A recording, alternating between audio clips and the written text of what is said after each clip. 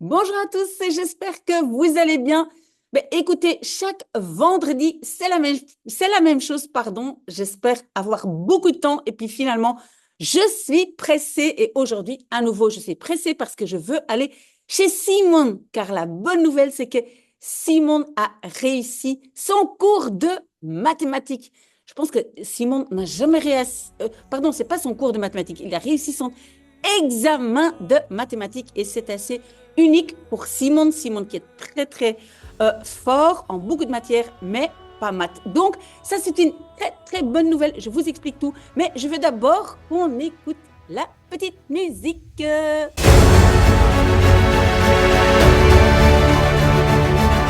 Voilà. Donc, je suis pressée. Oui, c'est pas nouveau. Je suis pressée chaque vendredi. Mais donc, qu'est-ce qui s'est passé? Moi, je suis convaincue que Simon, il est très très fort en mathématiques et enfin, il a réussi son examen. Et dans les commentaires, le professeur a demandé, a écrit, waouh, ma tête n'est pas tout à fait là. Donc, le professeur a écrit qu'il voit un grand potentiel en Simon. Moi, je l'ai toujours dit, j'ai toujours dit que Simon était doué en mathématiques et personne n'a voulu me croire. Et là, enfin, une petite lumière. Bref. Donc, je vais aller voir Simon. Mais est-ce que vous avez vu que ici, j'ai mon petit logo, hein, Coffee, là. Coffee, c'est mon petit LED que j'ai installé, allumé. Puis, évidemment, n'oubliez pas non plus, regardez là, I love my subscribers. Merci d'être là et de m'écouter.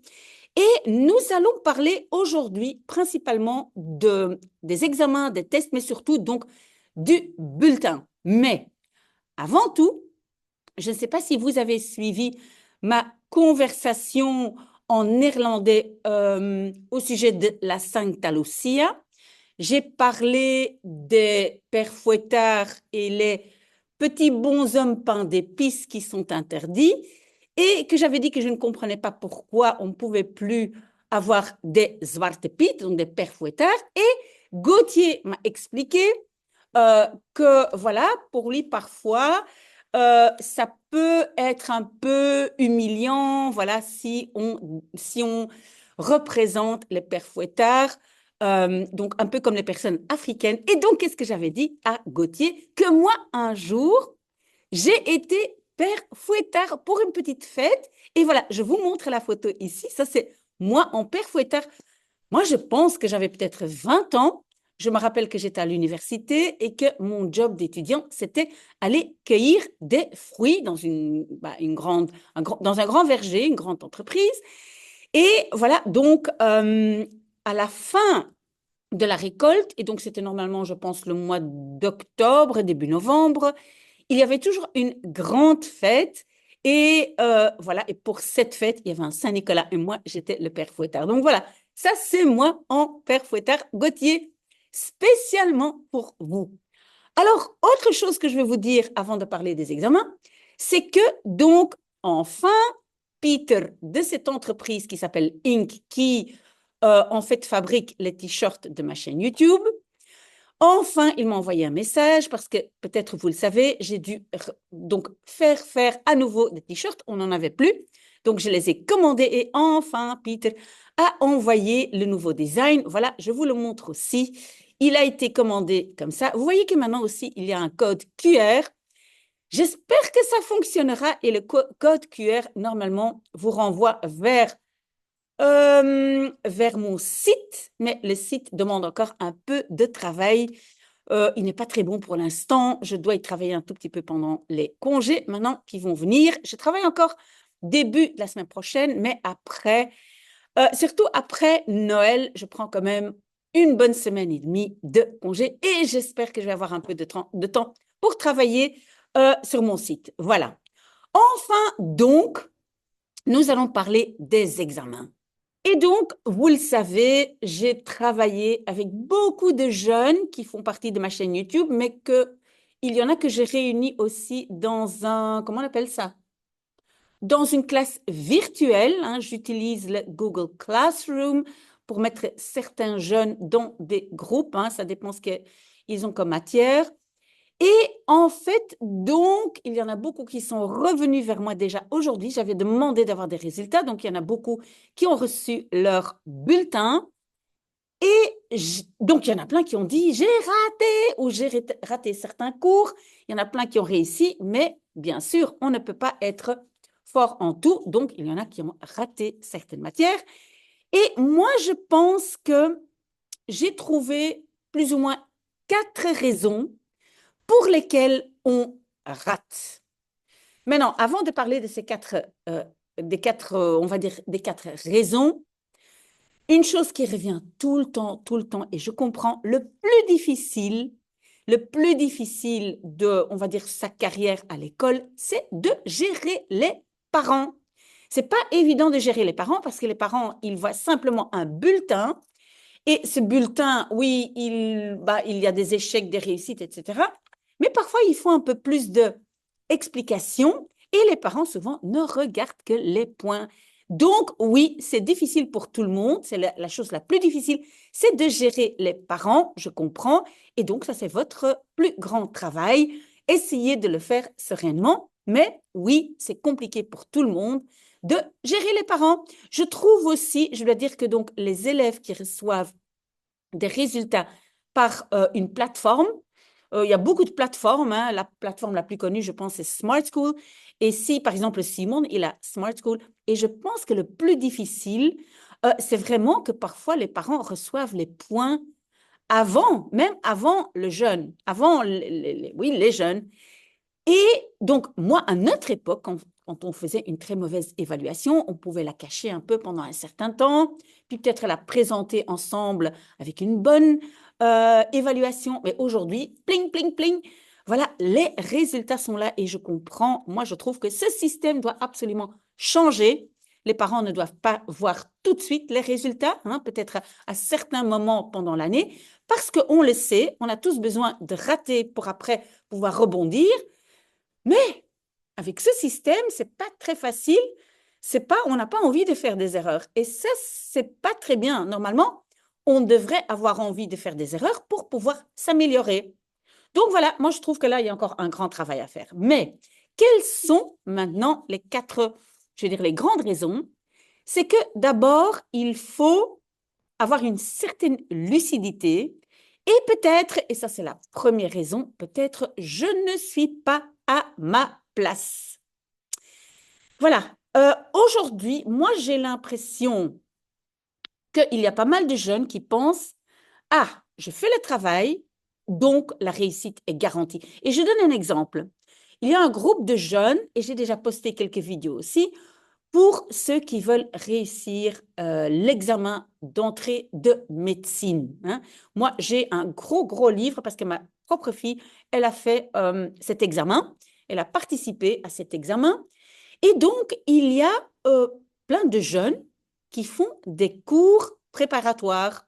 On peut le faire, je ne sais pas où exactement, mais souvent, ils le font les samedis matins. Parfois même, ils négligent, ils ne prennent plus au sérieux leurs études en secondaire. Et surtout, ils pensent que en suivant ces cours le samedi matin, ils vont d'office réussir l'examen. Non, non, non, non, non. On doit bien savoir que pas tout le monde peut tout faire. Moi, par exemple, j'ai essayé de devenir euh, un grand footballeur ou footballeuse comme Kevin De Bruyne. J'ai tout essayé et voilà, je n'ai pas réussi. Donc, il y a des choses qui ne sont pas dans mes cordes et je dois l'accepter et je dois surtout avoir suffisamment de lucidité. Ça veut dire me dire, peut-être je suis submergée par la matière, j'ai travaillé, j'ai essayé et ça n'a pas réussi. Et donc, c'est le moment de réfléchir, qu'est-ce que je veux? Qu'est-ce que je peux faire? Est-ce que je peux me réorienter? Est-ce que je peux avoir un autre plan pour l'avenir? Donc, soyez lucide, soyez réaliste surtout. Parce que oui, on peut tous arriver à quelque chose, mais pas tout le monde peut arriver à tout. Moi, je n'ai jamais pu devenir un grand footballeur ou une grande footballeuse comme Kevin De Bruyne. Donc voilà, acceptez ça, pas tout le monde peut tout faire. Ça, c'est une première raison. Une deuxième raison, c'est que il y a des jeunes qui disent, ah oui, mais je n'ai pas eu le temps de me préparer, d'étudier. Parfois, on a des bonnes raisons. Il y a par exemple des jeunes qui doivent aider les parents dans le ménage, avec les petits frères et sœurs, etc. Peut-être il y a des jeunes qui habitent très loin de l'école et qui passent beaucoup de temps dans le transport. Il y a des jeunes qui font beaucoup de sport, donc voilà. Donc, on peut se dire, je n'ai pas eu le temps, mais dans ces cas-là, c'est à vous de faire un choix. Qu'est-ce qui est plus important pour moi? Ce sont mes études ou ce sont mes, on va dire, hobbies ou mes points d'intérêt, mes sports, autre chose? Il faut faire des choix. On ne peut pas tout faire, il faut faire des choix. On pense aujourd'hui qu'on peut tout faire. Non, non, tout le monde a 24 heures sur 24 et vous devez faire les choix. Donc, vous faites le choix. Est-ce que je vais me jeter à 1000% dans mes hobbies ou est-ce que je vais quand même essayer d'obtenir un diplôme? Moi, je peux dire qu'un diplôme est dans tous les cas un bon plan B, même si vous ne voulez pas faire des études. Mais si jamais par après ça ne marche pas, ce que vous voulez faire, hein, vous voulez poursuivre votre rêve, très très bien, mais avoir un diplôme, surtout le CESS, c'est quand même nécessaire. Et si on l'a, on peut encore faire quelque chose par après si on veut. Donc, pour moi, ce n'est pas tout à fait une raison valable. Il faut faire des choix. Troisième raison, et moi j'en fais un petit peu partie, c'est que je n'ai pas travaillé parce que j'ai procrastiné. On a déjà parlé de ça, hein, d'accord? Donc, je vais, je pense, parler comment y remédier après les congés, hein, parce que maintenant, je vais vous laisser un peu tranquille, 2 semaines de congés, je ne vais pas vous embêter avec ça, mais donc en janvier, quand on reprend, j'ai quand même un peu essayé de travailler avec vous. Pourquoi j'ai procrastiné et pourquoi je n'ai pas pu me mettre au travail, d'accord? Donc ça, pour l'instant, on laisse. Alors, dernière explication, c'est qu'il y a quand même pas mal de jeunes aujourd'hui qui viennent, qui ont en fait qui sont pas d'origine belge, qui sont des allochtones et dont la langue de l'école, dans ce cas-ci le français, n'est pas toujours la langue n'est pas toujours très très bien maîtrisée. Et on voit que ces jeunes-là peuvent justement avoir des problèmes, même, on va dire, en mathématiques, parce qu'il faut comprendre l'énoncé. C'est important, évidemment, pour le cours de français, mais c'est aussi important pour d'autres langues, hein. Si on ne connaît pas sujet, verbe, objet, ben, on ne peut pas apprendre non plus une autre langue. Et comme je dis, en mathématiques, en physique, enfin, presque dans tous les cours, on doit maîtriser le français. Et ce français, vous devez le travailler. Je vais aussi expliquer un peu plus tard, hein, pas aujourd'hui, hein, en janvier. Donc, vous devez écrire, écrire, écrire et orthographe, mais j'en parlerai en janvier. Voilà, pour moi, ce sont les 4, on va dire, raisons principales de ne pas réussir. Maintenant, ce que moi j'aimerais que vous fassiez, en tout cas ceux qui m'écoutent, c'est que vous réfléchissiez, que pendant ces congés, vous allez essayer de comprendre pourquoi est-ce que je n'ai pas réussi une certaine matière ou toutes les matières, pourquoi j'ai raté. C'est très important, soyez honnête avec vous. Il y a trop de gens qui se mentent à eux-mêmes. C'est très facile de dire oui, c'était la faute du prof. Oui, le prof est trop sévère. Oui, le prof a toujours été contre moi. Oui, j'ai jamais été fort en néerlandais. J'ai jamais été fort en ceci et cela.